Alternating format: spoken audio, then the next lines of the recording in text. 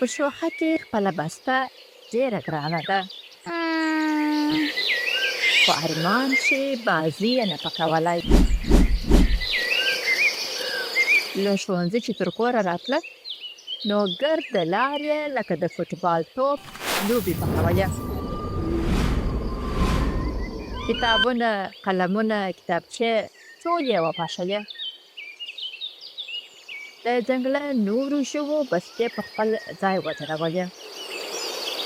خو د بیزوګۍ بسته د ونې په تر ټولو لوړ شاخ ځړېدله.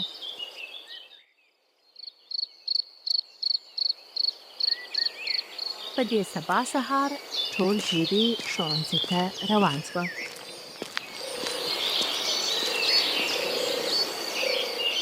خو د شوخکې بیزوګۍ بسته نه وه. سرګردانه او لالهانده یې دې خوا ها خوا ته پسې کتله. د ونې له سره راکښته شوه.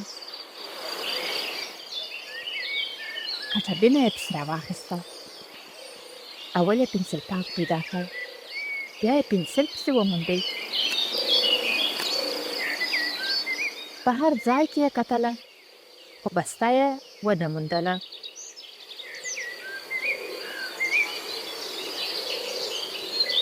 اخر پای یو هوښیار بم بسته ورته راکښته کړه.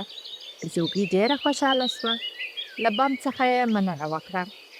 هغه ورته وویل: بیا د ښوونځي په بسته لوبې کوې؟ نه، هېڅکله هم نه. بیزوګۍ بسته سمه کړه او ښوونځي ته روانه شوه. تر دې وروسته یې خپله بسته سمه ساتله او لوبې یې نه پکولې.